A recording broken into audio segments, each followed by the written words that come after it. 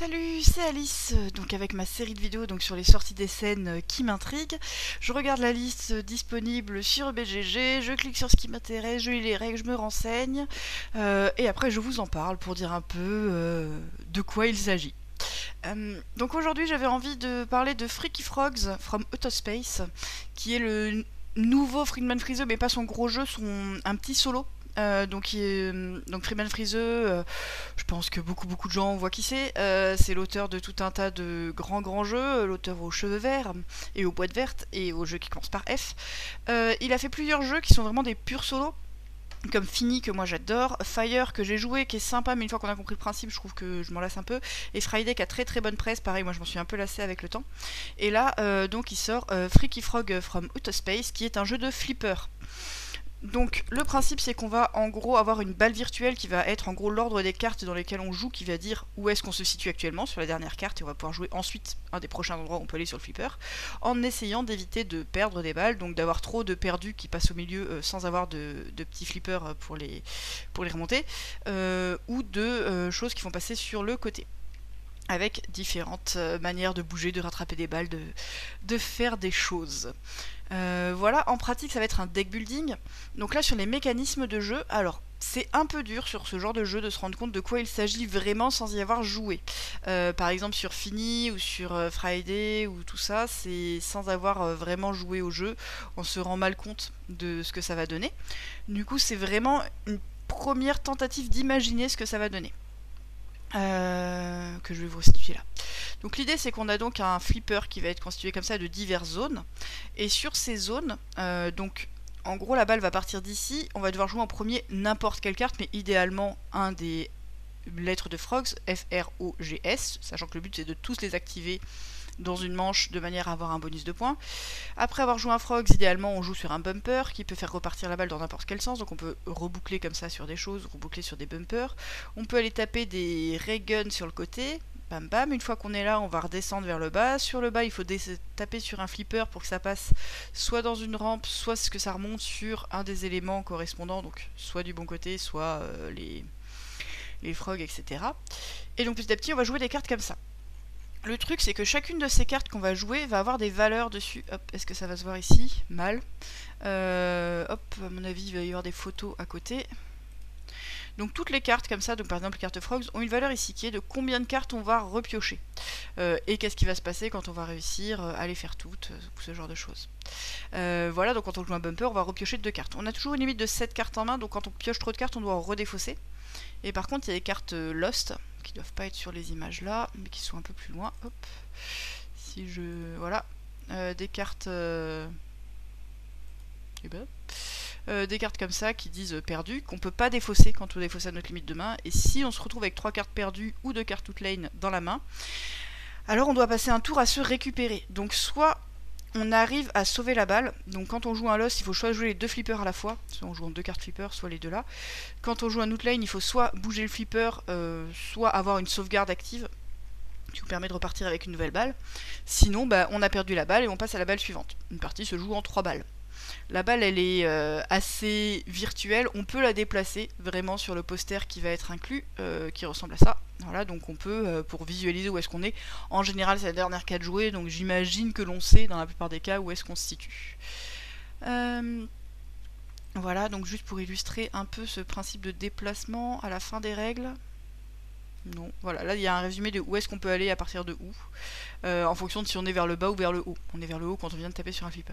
C'est assez logique, c'est un peu compliqué à expliquer explicitement tout ce qui se passe, c'est pour ça que chacun des paragraphes est un petit peu laborieux, et je pense que dans les premières parties quand même, avant que ça devienne un automatisme, ça va pas être très simple, mais sur chaque carte il est expliqué qu'est-ce qui se passe quand est-ce qu'on joue, qu'est-ce qu'on peut jouer ensuite, combien on va piocher de cartes après, et comment est-ce qu'on les score.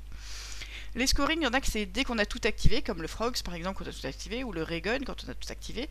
Il y en a, ça va être à la fin de la manche. Si on a fait tant de trucs, on va avoir une barre comme ça de progression, plus on en a fait, mieux c'est.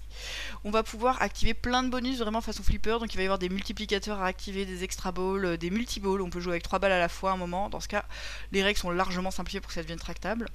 Donc on a des multiplicateurs, est-ce que je le trouve quelque part? Hop. Raté. il n'y a pas le matériel à côté. Le matériel à côté... C'était vers l'explication des règles. Hein. À côté, on a donc des multiplicateurs comme ça, un panneau multiplicateur, qui va dire quand on va scorer, combien de fois on va le scorer. Donc de base, on marque une fois tout ce qu'on touche en points. Et après, petit à petit, on peut avoir des multiplicateurs x2, x3, x4, x5 qui vont nous donner de plus en plus de choses. Une fois qu'on a le x5, on peut avoir des extra balls, on peut avoir de plus en plus de trucs. Il y a vraiment ce côté qui explose. Il y a l'air d'avoir quand même pas mal de chance sur dans quel ordre on tire les cartes pour savoir est-ce que notre balle va être plantée tout de suite. Et ça, c'est dit, il y a un côté injuste, vraiment très façon flipper. Ça tente de retranscrire les sensations du flipper. Est-ce que ça marche ou pas? À voir. Il y a quand même un petit truc disant que petit à petit, on arrivera à faire des meilleurs scores. Et je pense qu'il y a un côté qui s'apprend dans la gestion de la main. Parce que donc on va piocher plein de cartes pour faire plein de choses. Il y a des situations dont on peut se tirer si on a la bonne série de cartes, en gros. Et il y a le fait qu'on va repiocher plus ou moins de cartes. Donc on a peut-être plus ou moins envie de prendre des risques en fonction du nombre de lost qu'on a déjà, qu'on a fait passer. Quand on prend certains risques ou qu'on épuise trop vite le deck ou qu'il se passe des choses, ça nous rajoute des cartes perdues de plus en plus qui vont rendre ça plus dur. Il y a une manière, je sais plus exactement laquelle, de se débarrasser des lost pendant son tour. C'est à condition de faire certains trucs. Mais qui nous en rajoute pour plus tard, à quel timing ça vaut le coup de le faire, comment est-ce qu'on gère ce deck. Voilà, donc ça a l'air d'être le cœur du jeu. Donc moi, c'est pour ça que ça m'intéresse. Clairement, c'est un jeu où j'ai l'impression, d'après la lecture des règles encore une fois, qu'au début on a l'impression que c'est du hasard avec beaucoup de conditions sur faire telle ou telle chose, qu'est-ce qui va pouvoir se passer quand on joue telle ou telle carte... Voilà, mais que petit à petit on va apprendre à mieux gérer le deck pour mieux gérer le hasard, pour prendre les risques au bon endroit, si c'est bien fait et que ça marche bien, et petit à petit il y a acquérir une expertise qui nous permet de des fois réussir à faire des beaux coups que sans ce côté un peu subtil mais un peu mou, on n'arrive pas à faire. C'est le cas par exemple dans Fini que moi j'adore. On a l'impression au début quand des joueurs découvrent disent en fait c'est juste trop dur, il y a juste trop de hasard. Non, en fait la manière dont on peut déplacer les cartes, la manière dont on peut maîtriser le truc est vraiment subtile. Là il reste de la pioche dans tous les cas, mais comment mitiger ce hasard, piocher au bon rythme, faire des choses, ça pourrait être bien. Voilà, je sais pas. En tout cas, j'ai envie de l'essayer. Je vais probablement le prendre parce que je vais pas essayer un solo sur le salon. Il est annoncé à 16€. Voilà, donc ça, je pense que j'essayerai. Tant que j'y suis, à parler de jeux de flipper. Il y a un autre jeu qui existe de flipper que je ne sais plus comment ça s'appelle. Pinball. J'ai oublié. Super Skill Pinball, Pinball machin. Donc, il y a plusieurs jeux dans la série Super Skills Pinball. Globalement, c'est du roll and write avec des dés. Où on va partir un peu du même principe. On a des plateaux, on va avoir une bille qui va se déplacer, et là c'est des dés qui vont nous dire où est-ce qu'on peut aller ensuite. On utilise un des deux résultats, ou la différence, ou je ne sais plus, pour avoir le droit de cocher tel et tel machin, pour essayer de finir des zones pour que ça se passe bien. C'est pas mal. Moi j'ai trouvé côté rythme et côté les trucs à noter, le côté un petit peu haché, ça pas tout à fait top. Je l'ai joué qu'en solo, ça peut se jouer à plusieurs. En parallèle, il n'y a pas d'interaction.